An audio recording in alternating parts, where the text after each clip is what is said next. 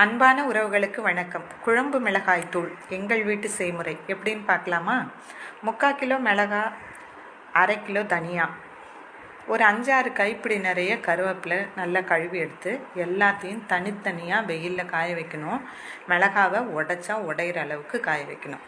அதுக்கப்புறம் 100 கிராம் சீரகம், 100 மிளகு, 50 சோம்பு, 75 கிராம் கடலைப்பருப்பு, 75 கிராம் துவரம்பருப்பு, ஒரு அரை ஆழாக்கு அரிசி, இது எல்லாத்தையும் அடுப்பை நல்லா சிம்மில் வச்சுட்டு பொன்னிறமாக வறுத்து ஆற வச்சு எல்லாத்தையும் ஒன்றா கொட்டி மிஷினில் அரைச்சிட்டு வந்தோம்னா மிளகாத்தூள் ரெடி.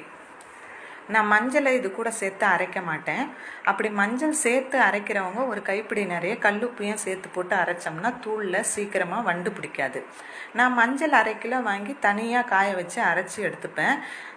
எப்போவுமே மஞ்சத்தூள் கடையில் வாங்க மாட்டேன். ஒரு சீக்ரெட் என்னென்னா, ஒரு 200 கிராம் காஷ்மீரி மிளகாவையும் இது கூட சேர்த்து அரைச்சிங்கன்னா குழம்பு நல்ல கலர்ஃபுல்லாகவும் பார்க்க அட்டகாசமாகவும் இருக்கும். மழை காலம் பனிக்காலத்தில் ஒரு 50 கிராம் சுக்கையும் இது கூட சேர்த்து அரைப்பேன். உங்கள் வீட்டு செய்முறை எப்படி சொல்கிறீங்களா? நன்றி, வணக்கம்.